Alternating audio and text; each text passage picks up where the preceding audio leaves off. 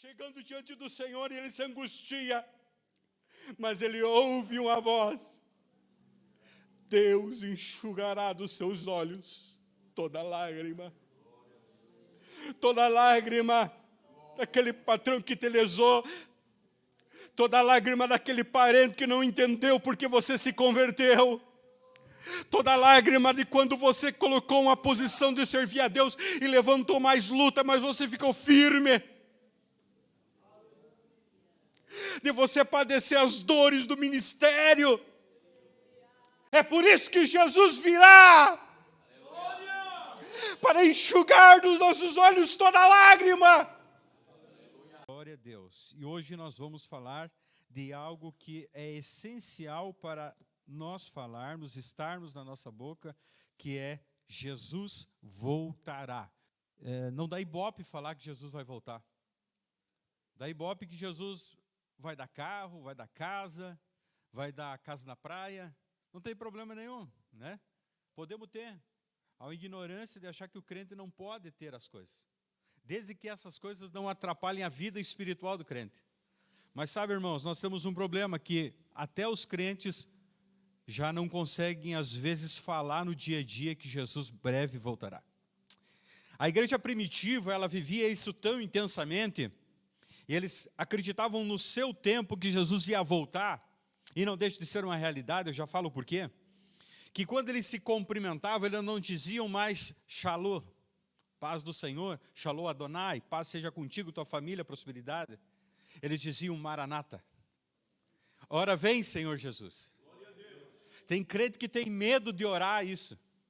Tem crente que tem dificuldade de orar Maranata, porque ele tem medo de pronunciar esta palavra.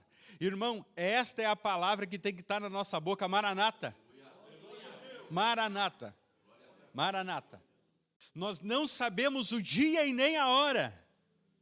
E deixa eu te falar um segredo. Para o crente não importa nem o dia, nem a hora, nem como. O que importa é como nós estamos naquele momento. O que importa é como está a nossa vida espiritual. O que importa é como está nosso nome lá no livro da vida. O que importa é como está a nossa vida, se ela está sendo, aleluia, a verdadeira religião pura e imaculada, ou ela está sendo contada como a outra, que é considerada como anátema, fora. Leitura, João, no capítulo de número 14, e o verso 1. 3 versículos aqui, 14, 1, 2 e 3, e daí o querido pode estar sentando por gentileza. Está escrito: não se turbe o vosso coração, credes em Deus, crede também em mim. Na casa do meu pai há muitas moradas.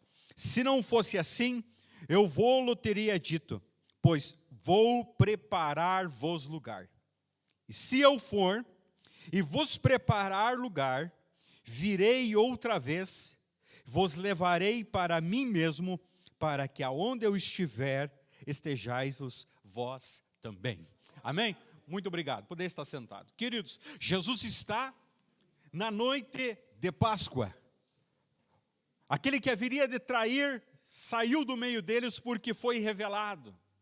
Agora eles estão conversando com Cristo na noite que está antecedendo o tempo de Jesus ser preso. Jesus está dando as últimas orientações para eles. Ele está falando da mesma coisa, mas de uma forma mais intensiva, que ele falou durante os 3 anos que antecederam a este momento.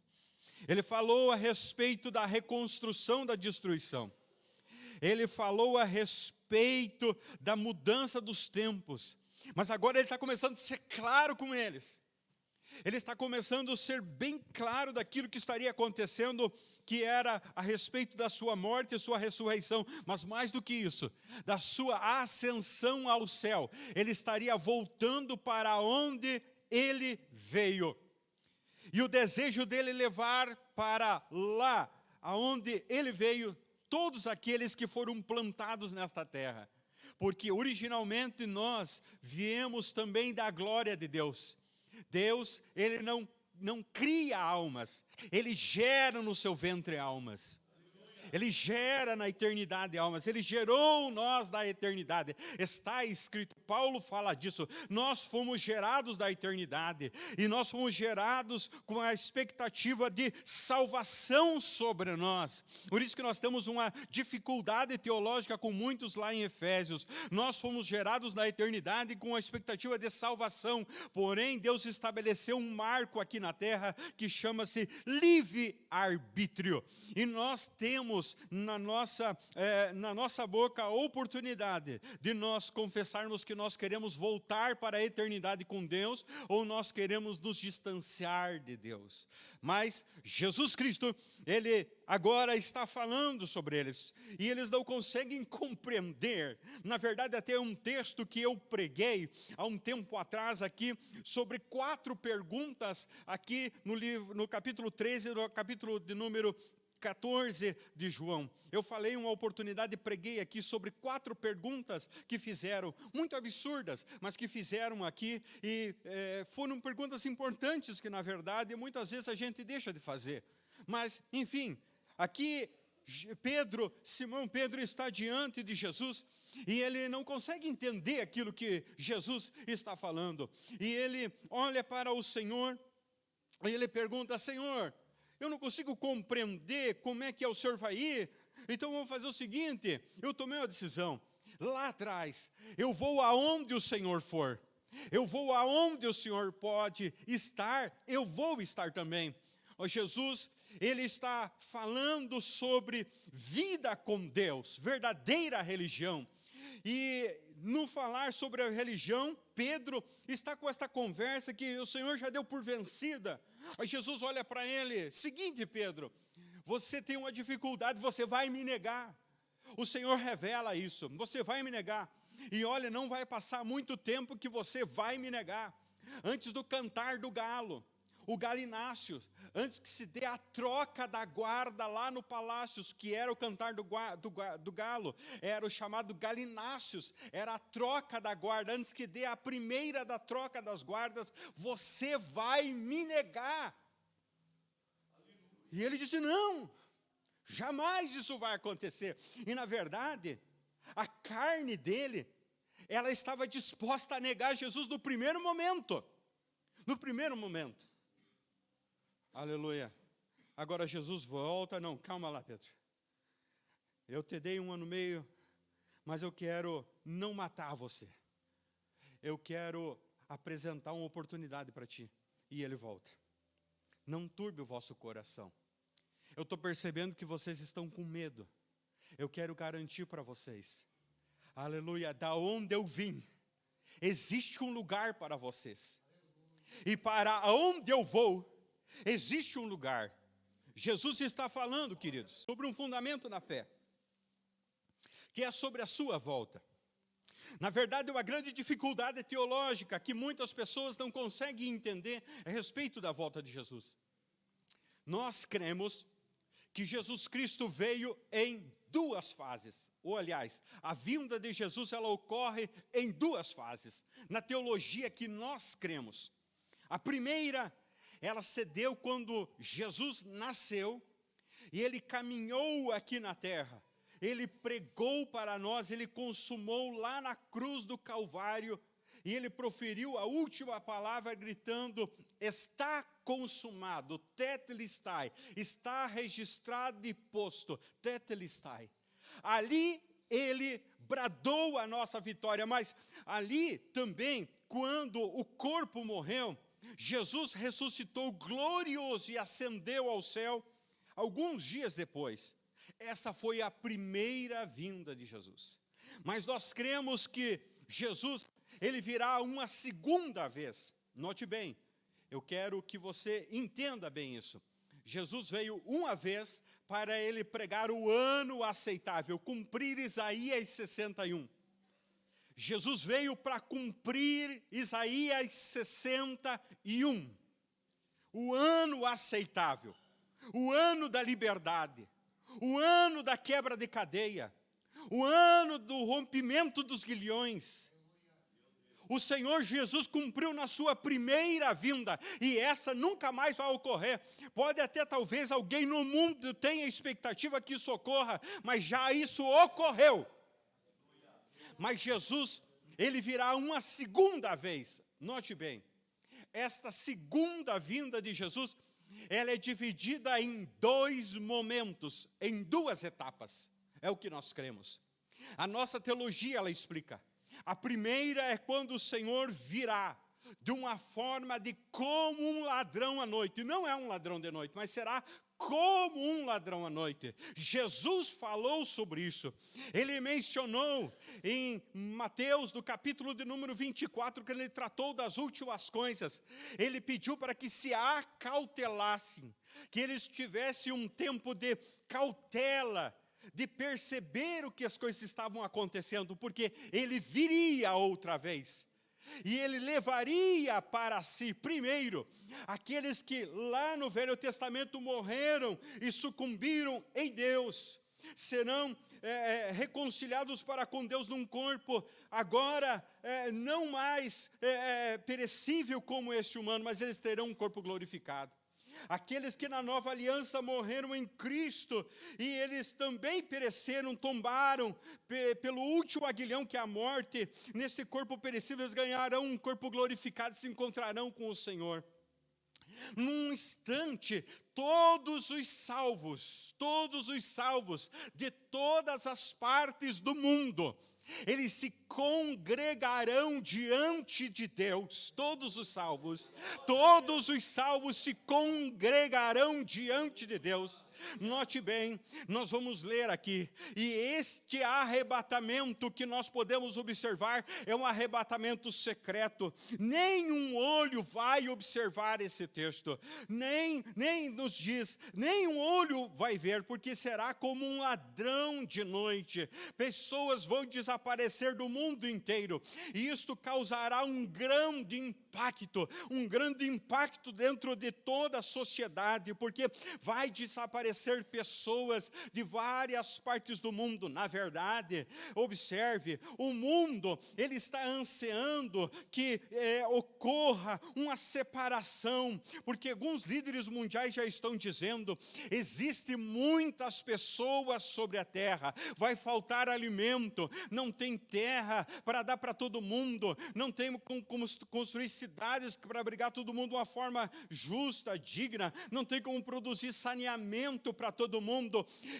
O mundo sendo preparado para um falso governante, que por um tempo, ele vai apresentar, por um tempo, uma falsa prosperidade, uma falsa harmonia entre as circunstâncias. Está tudo sendo preparado, mas isso vai se dar quando o Senhor levar aqui da terra a igreja, porque lá em Filipenses, Paulo declara, ainda há um tempo, há um que o resista, para que o iníquo não se manifeste. A igreja está resistindo a manifestação do iníquo. Há um tempo ainda que o Senhor nos permitiu estar aqui na terra pregando a palavra de Deus. Jesus declarou, lá está registrado nas últimas palavras dele. Lucas registra em Atos do capítulo de número 1, ele novamente diz, não se preocupem, não vos compete saber os dias, os tempos ou as estações do ano, porque este dia, a hora, só foi reservado ao Pai, só o Pai sabe, e cabe a nós estar preparados para este dia. Nós temos que estar anelante e esperando este dia, aleluia. Agora observe, Jesus virá numa segunda fase dessa segunda vinda. Primeira foi cumprida, segunda ela é repartida, a segunda vinda de Jesus em dois momentos. O primeiro momento foi o que eu falei, o segundo momento será um posteriori, aonde o Senhor virá para ele estabelecer um senso de julgamento e separação, onde se cumprirá o que o Senhor Jesus proferiu. Mateus registrou isto, ele pisará o monte Sião, e ele separará os bodes à sua esquerda, as ovelhas à direita. E ali então se fenderá o Monte Sião em três. Aleluia, haverá a grande batalha de Gog e Magog. Haverá um tempo em que nações vindas do norte, eles se oporão a Israel, tentarão destruir Israel, mas Israel neste tempo vai perceber qual que é a do anticristo, que está tentando iludir eles, se apresentando como Messias, que eles não entenderam que já tinha vindo. Aí eles vão clamar pelo Messias, eles vão ouvir os 144 mil, eles vão entender das duas testemunhas, eles vão entender que o Senhor Jesus, Ele está vindo no céu, aleluia, não mais como aquele crucificado, não mais como aquele que não tinha uma aparência sem formosura, mas um glorioso, um que Apocalipse fala que aparece e vem, aleluia, do arco da promessa, da sua boca sai uma espada flamejante, os olhos como de fogo, um cavalo branco, roupas brancas e largas, salpicadas como sangue, e ele vem com um exército, aleluia, para defender o seu povo, e para ele estabelecer o grande reinado do Messias perfeito, do governante perfeito, e a terra experimentará por 1000 anos o que seria se Jesus governasse ela desde o primeiro dia. O primeiro Adão não conseguiu, mas o segundo Adão vai dizer que é possível governar essa terra com excelência. Aleluia.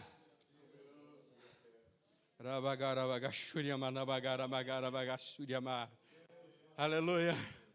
Eu não gosto de fazer isso muito, mas você pode, por gentileza, olhar para aquele que está do teu lado e dizer: tu está esperando esse dia? Está esperando esse dia? Estou firme, estamos juntos. Aleluia. Aleluia. Eu estou pregando doutrina nesta noite, então não tem como eu não ler textos para nós basar aquilo que nós estamos pregando. O primeiro texto que eu li foi de João. Quem falou que Jesus voltaria? Em João, no capítulo 14, 3. Jesus, Ele próprio falou que Ele voltaria. Jesus falou que Ele voltaria. Só Jesus, irmãos, nós vamos encontrar aqui, aleluia, inúmeras citações. Mas eu preciso ficar só com 3, porque o tempo não permite, mas a gente precisa ler a Bíblia. Folheia a tua Bíblia e vai comigo lá em Atos dos Apóstolos, capítulo de número 1. Venha comigo no versículo de número 10 e o versículo de número 11. Eu falei agora há pouco esse texto, parafraseei ele. Está escrito: estando com os olhos fitos ao céu, enquanto ele subia, eis que junto dele se puseram 2 varões vestidos de branco, os quais lhe disseram: varões galileus, por que estáis olhando para o céu? Este Jesus, que dentre vós foi recebido em cima no céu, há de vir, assim como para o céu os vistes. Se não bastasse Jesus ter falado que Ele voltaria, quem falou que Ele voltará? Os anjos. A Bíblia diz que os anjos dão testemunha da vinda de Jesus. E é mais de uma testemunha, mas aqui está um texto que nos serve como testemunha. Vai comigo lá em Pedro, aleluia, 2 Pedro. Folheia a tua Bíblia comigo, 2 Pedro. Se você pode colocar um marcadorzinho lá em 2 Pedro, para ficar mais fácil da gente olhar uns textos aqui, vai ficar melhor, porque eu gostaria de ler alguns textos contigo. 2 Pedro, no capítulo de número 1, versículo de número 16. Porque não vos fizemos saber a virtude e a vinda do nosso Jesus Cristo, segundo fábulas artificialmente compostas, mas nós mesmos vimos a sua majestade. porquanto ele recebeu de Deus Pai honra e glória, porquanto da magnífica glória lhe foi dirigida seguinte voz: este é o meu Filho amado, em quem eu tenho prazer. Pedro está dando legalidade àquilo que Jesus Cristo proferiu como uma testemunha. Ele se apresenta como testemunha e diz: eu ouvi. E não é fábula, não é conto, não é conversa fiada. Jesus falou mesmo. É como se Pedro chegasse para mim e dissesse: seguinte, eu estava lá, eu era testemunha ocular. Jesus disse que viria e ele vai vir. Agora, se você pode olhar um pouquinho mais para o lado, Paulo, ele dá esse testemunho. Tessalonicenses, no capítulo 2 livro de Tessalonicenses, ou 1 Tessalonicenses, no capítulo de número 5, o versículo de número 1. Mas, irmãos, acerca dos tempos das estações, não necessitais de que vos escreva, porque vós mesmos sabeis muito bem o dia do Senhor. Qual que é o dia do Senhor? É o dia da vinda do nosso Senhor Jesus. A Bíblia trata como o dia do Senhor, o dia do arrebatamento. O dia do Senhor, sublinha na tua Bíblia para tu não esquecer, virá como um ladrão de noite. Ele não virá sendo um ladrão, ele virá como um ladrão. Aleluia. Por quê? Porque o Senhor está sendo anunciado ao tempo em que ninguém espera. Então vejam, nós temos que acreditar, porque Jesus falou, porque os anjos testemunham, e porque pessoas que presenciaram os fatos estão dizendo que Jesus breve voltará. Jesus voltará. Jesus voltará. Qual é a promessa? Muitas pessoas têm dificuldade de entender o porquê da promessa da vinda de Jesus, porque afinal de contas, a terra é tão boa, Deus nos plantou numa terra em que mana leite e mel, e é verdade, a terra ela é extremamente completa, Deus fez e preparou ela muito especial, mas infelizmente, esta terra que ela se guarda como tesouro para o fogo, ela se guarda como tesouro para o fogo, porque ela foi contaminada com o pecado, e o homem dentro de uma atmosfera contaminada pelo pecado. Isto Paulo fala em Romanos, no capítulo de número 8, está citado por Paulo lá, que a criatura geme com dores de parto, buscando adoção, e ela está gemendo desde o dia e o tempo da criação, e ela está buscando o tempo da sua adoção. Está escrito, existe uma legalidade teológica que a natureza está gemendo, porque ela foi danificada, ela foi agredida pelo efeito do pecado. Deixa eu te mostrar o efeito do pecado na natureza. As pessoas não deveriam de se jogar sacos plásticos, por exemplo, aí na natureza, mas facilmente no ABR tu vê alguém baixar o vidro e jogar fora um saco plástico. Isso é o efeito do pecado, porque a pessoa não quer cuidar daquilo que Deus criou. Ela não está nem aí para aquilo que Deus criou.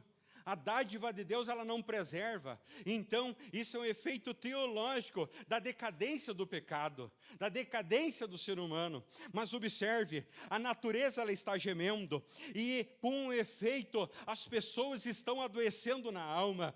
E Jesus, ele manifesta isso, trazendo uma necessidade dele voltar. João 14:1, o que está escrito lá? Não se turbe o vosso coração. Crede em Deus, crede também em mim. Aleluia. Na casa do meu Pai há muitas. Não se turbe o vosso coração, não preocupe o coração de vocês. Por quê? Porque todo ser humano, ele tem uma ansiosidade em relação à morte. Todo ser humano tem uma expectação em relação ao dia da sua partida. O que vai ser, por mais preparado que tenha, em algum momento ele pode dar uma balançada. É claro que o dia da morte de um crente é diferente do dia da morte de um ímpio. O velório de um crente é diferente do velório velório de um ímpio. Aleluia! São duas circunstâncias totalmente diferentes, mas Jesus menciona que este mundo está atribulado e ele precisa voltar para nos levar para um ambiente de paz, um ambiente de plena paz, e esta paz ela é consolidada em Jesus Cristo. Se você está com a tua Bíblia aberta em Tessalonicenses, você só volta teu olho no capítulo 1, no capítulo 4 de 1 Tessalonicenses, e o versículo de número 13, Paulo, quando ele vai falar sobre o arrebatamento, ele fala assim, não quero, porém, irmãos, que sejais ignorantes acerca dos que já dormem, para que não vos entristeçais, como tem os demais, que não têm esperança. Por que Jesus Cristo tem de falar da sua vinda? Por que nós temos que falar da vinda do Senhor Jesus? Porque nós temos que dar testemunha que nós temos esperança. Nós temos esperança. Para aquele que morre sem Deus, ele não sabe o que vai ser na outra vida, ele não sabe se vai ver a vozinha, ele não sabe se vai ver o pai de novo, ele não sabe se vai abraçar a tata de novo, ele não sabe se vai encontrar o amigo de novo, mas o Senhor chega para nós e diz, tem esperança para aquele que confia, para aquele que espera, para aquele que almeja, para aquele que busca, há uma esperança. Por isso que crente não está desesperado na beira de um caixão se agarrando e quase derrubando, ele não está gritando lá no cemitério dizendo, não deixa ele enterrar, não deixa ele enterrar, sabe por quê? Porque ele sabe que tem uma esperança, que um dia vai bradar aquele sepulcro vai bradar, o corpo, esteja a matéria onde esteja, vai se recompor e vamos nos encontrar nos ares, podemos deixar de nos ver aqui, mas nós vamos nos encontrar lá nos ares, você vai encontrar teu parente, você vai encontrar teu familiar, a esperança para aquele que tem confiança em Deus. Aleluia, aleluia, aleluia. Eu não queria te trazer essa informação, mas ela é importante. Apocalipse no capítulo de número 1, você sabe por que precisa Jesus vir? Apocalipse capítulo de número 1, versículo de número 7.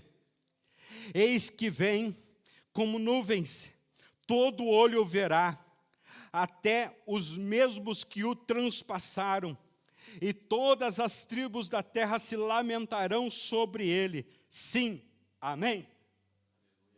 Jesus precisa vir para estabelecer um senso de juízo sobre aqueles que transpassaram ele como nação de Israel que rejeitou no seu tempo, mas aqueles que durante todas as décadas rejeitaram o Senhor Jesus e produziram impiedade.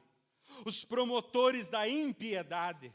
Jesus precisa voltar, porque o Senhor é bondade, é longanimidade, Ele é, aleluia, mansidão, aleluia, o Senhor é temperância, mas o Senhor também é juízo. E o juízo de Deus, olhe para a minha mão, o juízo de Deus é o dedo mindinho, aleluia, aquele pequenininho, mas ele vai aonde nenhum outro vai. E a justiça do Senhor, ela será colocada em prática, querendo o homem ou não. Aleluia, quando o Senhor vir à terra, será um sinal que o dia do trono branco estará sendo posto, aleluia, milhares vão tremer, e principalmente de desviado, porque eles vão lembrar do tempo de uma pregação como essa, e o coração vai temer, vão dizer como ridículo, deixa-me sair daqui, mas ouvirá uma voz dizendo para eles, não vos conheço.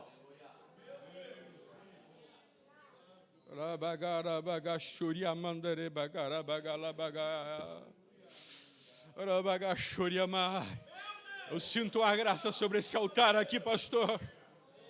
Eu sinto a autoridade, uma legalidade sobre este altar, e a palavra de Deus está me escudando. Eu sinto a autoridade, pastores, da palavra de Deus nesta noite. Uma unção, eu sinto um temor quando eu prego esta palavra.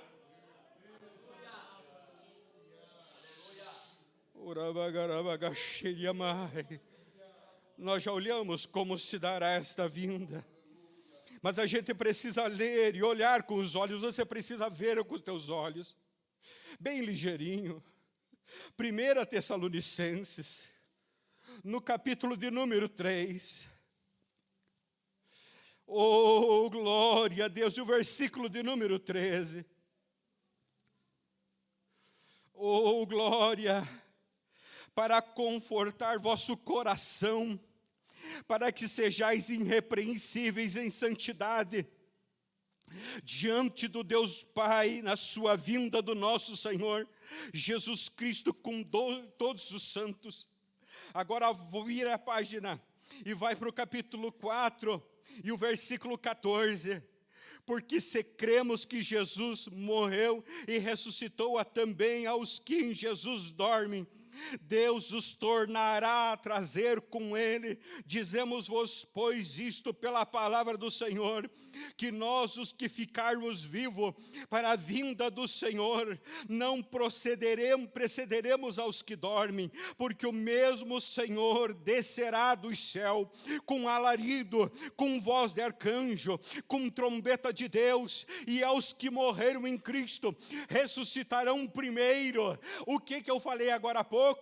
E aqui está registrado, eles vão ressuscitar primeiro, depois os que ficarmos vivos, seremos arrebatados juntamente com ele nas nuvens, encontrar o Senhor nos ares, assim estaremos para sempre com o Senhor. Agora escute esta palavra: portanto, em consequência de tudo isso, consolai-vos uns aos outros por esta palavra.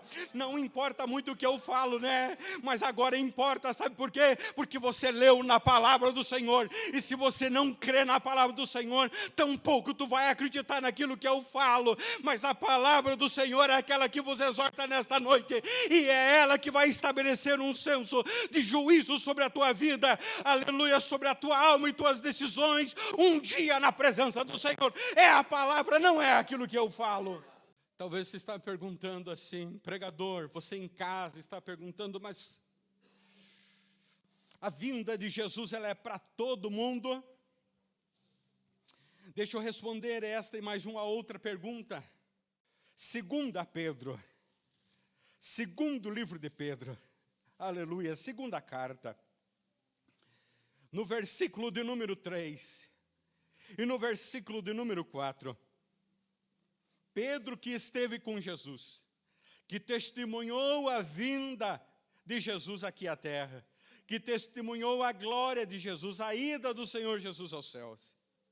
Ele diz: visto como seu divino poder nos deu tudo que diz respeito à vida de piedade, uma vida com Cristo, pelo conhecimento daquele que nos chamou para a sua glória e virtude, pelas quais ele nos tem dado grandíssimas, preciosas promessas, para que por elas fiqueis participantes da natureza divina, havendo escapado da corrupção que pela concupiscência que há no mundo.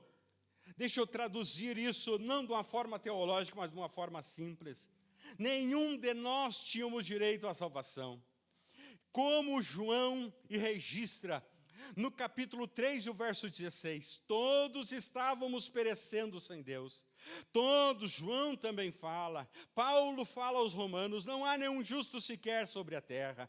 Todos nós tínhamos tomado a paga do pecado, e o salário do pecado tem para todo mundo, e é a morte, e a separação de Deus. Então, todos os homens, foi constituído a eles a condição de estar separados de Deus. Isaías 59, versículo 1 e 2, leia na tua casa, marque Isaías 59, 1 e 2, leia na tua casa. Nenhum homem tem condição de chegar até Deus, por isso que o homem perfeito, que está registrado lá em Hebreus no capítulo 4, leia na tua casa, um que foi sem pecado, constituiu-se como um sacerdote. Na verdade, o escritor aos Hebreus diz, ele é sacerdote? Não, ele é sumo sacerdote, ele é mais que um sacerdote, sacerdote, e ele chegou diante de Deus sem pecado, mas está falando anteriormente que a palavra de Deus, ela discerne a intenção do coração do homem, que é má, e diante de Deus está escrito ali, versículo número 15,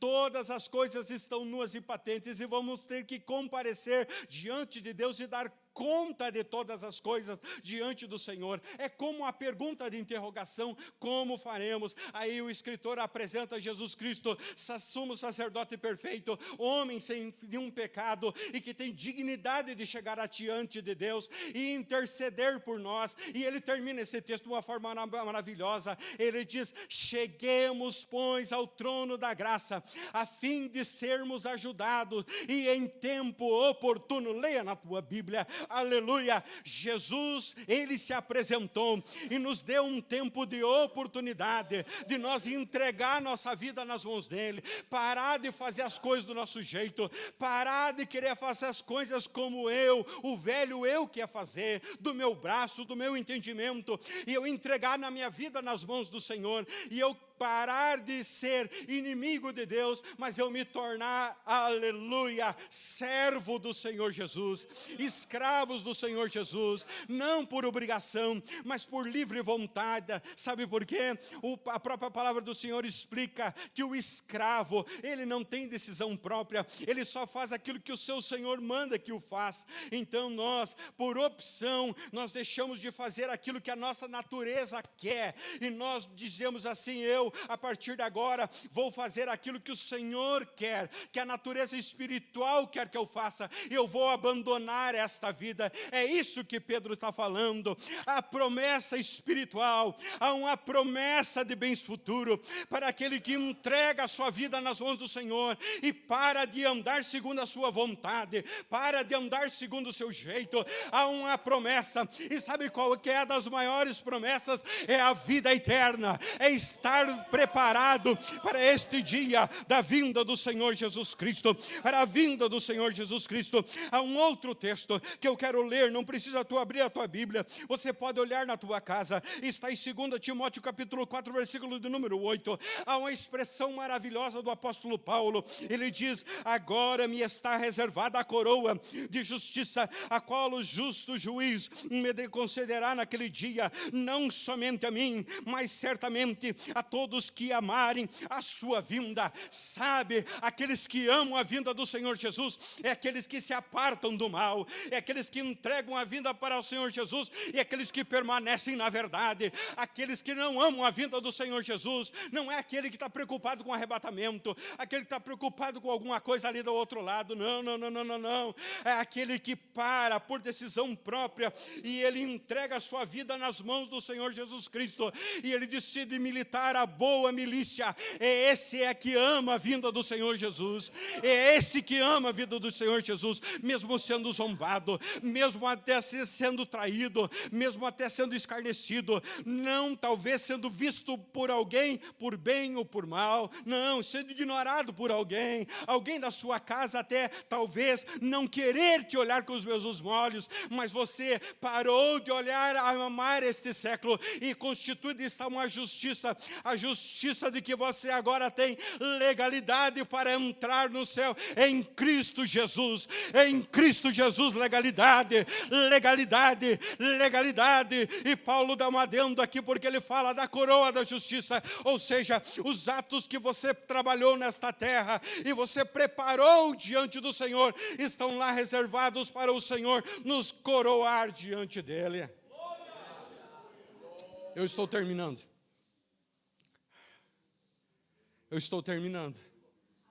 Aleluia. Eu gostaria de só te trazer um alerta. A Bíblia tem muitos alertas. Dois. Um eu vou falar. O outro eu vou ler. 2 Pedro. No capítulo 2. Versículo 19. Eu vou falar com mais calma. Você que está me escutando na tua casa. Só existe salvação se você entregar a tua vida a Jesus. Não tem outra forma de você ir para o céu e estar pronto para o arrebatamento. Entrega a tua vida nas mãos do Senhor Jesus. Ele tira o medo, Ele tira a inquietação, Ele coloca tranquilidade no teu coração. Simples assim. Mas para aqueles que conhecem a verdade, para aqueles que ouviram esta pregação, aceitaram a Jesus e deixaram de militar a boa milícia, resolveram voltar atrás. Pedro traz uma notícia pesada. Mas teologicamente, pastor, a gente precisa trazer essa missiva. O Senhor colocou isso no meu coração essa noite. Verso 19. Temos muito firme a palavra dos profetas, é aquela que eu trouxe agora, a qual bem fazei em estar atentos, como a luz que alumia em lugar escuro, até que o dia esclareça, a estrela da alva apareça em vosso coração. Salvação.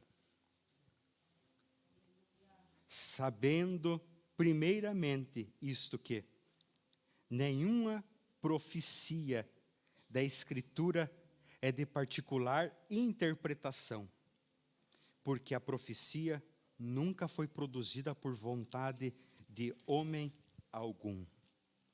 Agora tu vire a página no capítulo de número 2, e o versículo de número 19 de novo. Eu estava lendo o capítulo 1 e o versículo 19. Agora eu vou ler o capítulo 2 e o versículo 19. Prometendo-lhes liberdade, sendo eles mesmos servos da corrupção. Porque de quem alguém é vencido, do tal faz-se também servo. Eu já sigo. Olhe para mim. Se você continuar adulterando, você é servo do adultério, você não é servo de Deus. Se você continuar fumando, você não é servo de Deus, você é servo de uma planta. Está escrito, Gênesis do capítulo 1, capítulo 2, registrado está em Salmo de número 8, que o Senhor colocou tudo debaixo de nossos pés, até as plantas. O diabo está invertendo a ordem na tua vida. Não seja servo daquilo que você tem que ser senhor. Se você pratica algo que é contra a lei divina, você está se tornando escravo disso. Jesus quer te libertar dessa escravidão. Hoje o Senhor quer te libertar de toda essa escravidão.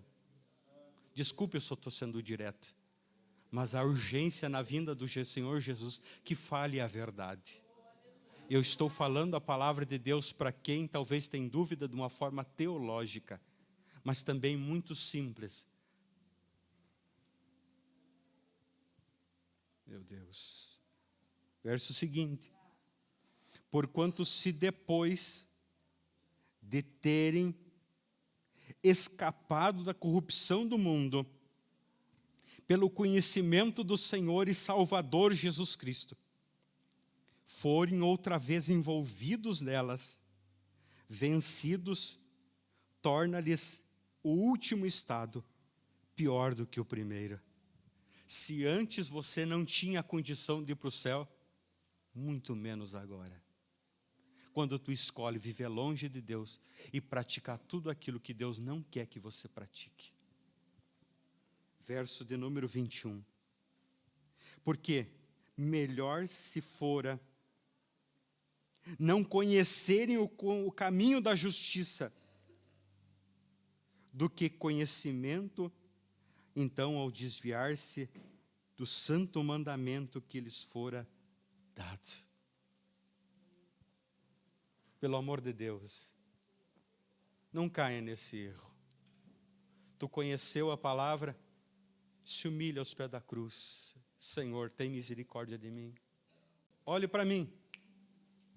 Muitas pessoas têm medo do Apocalipse.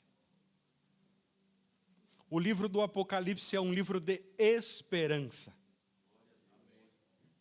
Sabe por quê? Porque para João o Senhor traz no capítulo de número 1, a revelação das coisas que foram, das coisas que são, das coisas que serão. No capítulo 2 e 3, o Senhor comunica às igrejas dizendo, de uma análise daquele que vê todas as coisas e sabe muito bem como nós estamos diante dele, mas ele sabe como os crentes estarão dentro da história. No capítulo de número 4, João, o Senhor chama João, e o Senhor mostra a glória e os salvos sendo congregados diante de Deus. Aleluia. No capítulo 5. No capítulo 6, o Senhor mostra ali o que há de acontecer, o trono, a grandeza dos seres que veem todas as coisas, os anciãos, 24 anciões, um por cada hora, prestando culto, adoração, reverência diante do santo. Mas ali então é revelado aquilo que estava oculto, a presença do Senhor Jesus, que agora Ele decreta que todas as coisas vão acontecer. E é aberto os selos. Um dos selos Ele decreta que o anticristo, ele vem cavalgando para reinar. O anticristo não está reinando ainda. Porque a porta da graça através da igreja ainda está aberta. Mas esse tempo vai se fechar. Hoje é o tempo. Sabe? Claro que ali se fala do tempo da igreja gloriosa que está no céu. Infelizmente, do tempo ruim que é aqui na terra para aqueles que não quiseram Jesus. Mas isso é somente um anúncio do que será pior na eternidade sem Deus. Porque aqueles selos falam de um desequilíbrio social. 7 selos com 7 trombetas que falam sobre a ira de Deus sendo manifesta. Lá pelo capítulo número 10, 11, o Senhor chama João e diz, calma João, você precisa entender o trono da glória de Deus, veja de novo. E o Senhor volta ao tempo de novo no passado e faz ele olhar tudo de novo, as coisas que eram, as coisas que são, as coisas que haverão de ser. E João começa a ver as taças da ira sendo derramadas sobre a terra. Ele vê pessoas pregando aqui no milênio, mas tendo que derramar sangue para eles conseguirem salvação, porque já o tempo da graça se encerrou. Aleluia.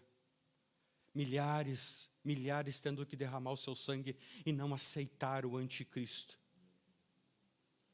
Mas uma coisa pior do que a outra acontecendo dentro das taças. Até a 7ª, até a 6ª. Porque a 7ª é o prelúdio da anunciação da queda da grande Babilônia no capítulo 18. O 19, a vinda do grande Messias glorioso. Capítulo 20. E o 21 com a esperança. A nova Jerusalém. Sabe como é que é a nova Jerusalém? Ela desce do céu. Aleluia, adornada.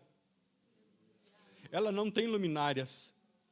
João não consegue descrever, então ele olha, pastor Lúcio, e ele quer entender por que tem tanta luz. Ele diz, parece que é jaspe, mas não sei, aquilo está clareando tudo. Ele observa algo como precioso, como metais, como ouro. Os muros são de jaspe, marfim, ele não entende. Ele vê 12 portas, cada tribo representada por uma das portas. Os 12 apóstolos, patriarcas da igreja, nos muros representados. Uma cidade que ela não necessita de sol, porque a grandeza e a glória de Deus, Ele é o seu sol. Ele vai adiante, ele vê um trono como um de cristal. Talvez ele já não vê mais aquele trono do capítulo do número 6, que ele viu ali adiante, atrás, um mar de vidro que representa inúmeros, milhares de pessoas que chegaram durante a grande tribulação, que tiveram que padecer das suas almas e chegar diante de Deus salvos como pelo fogo. Mas ele vê agora estabelecido um trono da graça. que emana um rio. Que emana um rio. Tem uma árvore que ele traz remédio e cura para as nações. Mas ele não entende, agora ele começa a se preocupar porque ele vê pessoas chegando diante do Senhor e ele se angustia. Mas ele ouve uma voz: Deus enxugará dos seus olhos toda lágrima. Toda lágrima daquele patrão que te lesou. Toda lágrima daquele parente que não entendeu porque você se converteu. Toda lágrima de quando você colocou uma posição de servir a Deus e levantou mais luta, mas você ficou firme. De você padecer as dores do ministério. De você servir na diaconia, às vezes parece que não é reconhecido por ninguém. Ninguém vê você limpando o banheiro. Eu falo porque eu fui diácono e limpei muito banheiro. Ainda sou. Mas limpei muito banheiro e ninguém viu eu limpando o banheiro. Mas eu fiz isso chorando de alegria. Há uma promessa lá no trono. Pastor, Deus enxugará dos seus olhos toda lágrima. Quando tu geme por alguém e essa pessoa não reconhece. É por isso que Jesus virá para enxugar dos nossos olhos toda lágrima, toda corrupção, toda dor. O Senhor vem estabelecer o seu reino glorioso. Como é que tu pode ficar fora disso? Como é que tu pode querer voltar atrás? Como é que tu quer parar e recuar, largar tudo? Não, como é isso? Eu não entendo. Trocar por uma briguinha, por uma coisinha que tu não consegue renunciar ao celular, que não para de olhar porcaria, pelo um rancor que está aí dentro do teu coração e não sai.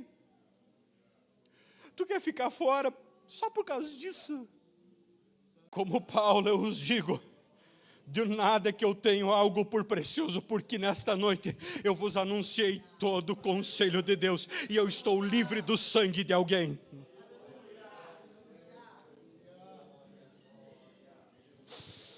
Eu quero convidar você que não aceitou Jesus. Eu quero convidar você para vir aqui à frente para tomar uma decisão. Você que talvez está afastado dos caminhos do Senhor sem tomar a ceia. Aleluia, eu quero te convidar a você vir aqui à frente. Por favor, me ajudem. Aleluia. Nós temos poucos minutos, mas eu quero te convidar você a vir aqui à frente. Mais baixinho. Você que nesta noite você tem necessidade de fazer um concerto com Deus. Deixar alguma coisa morrer aqui no altar. Deixar alguma coisa morrer aqui no altar. Aqui é um lugar, nesta noite é um lugar de sepultar. Para a gente poder, aleluia, fazer com que nós nos levante vitorioso para a eternidade. Alguém precisa chegar diante do altar nesta noite. Hoje é o dia, está escrito: se hoje ouvirdes a voz do Senhor soar por detrás de ti, a saber no teu ouvido, não endureça o teu coração. Hoje é o dia, hoje é o dia, hoje é o dia. Maranata, Maranata, Maranata, Maranata, Maranata, Maranata, Maranata. Hoje é o dia. Venha colocar a tua vida nas mãos do Senhor. Não preciso falar para ninguém, mas eu ia falar diante do altar: Senhor, eu preciso vencer essa natureza. Senhor, eu tenho isso que eu preciso melhorar. Senhor, eu preciso melhorar isso na minha vida. Senhor, eu preciso vencer isso que tem me vencido. Senhor, eu preciso avançar em determinada área. Nesta noite eu quero te convidar a você vir ao trono da graça, renovar a tua expectativa da eternidade, a tua expectativa do arrebatamento.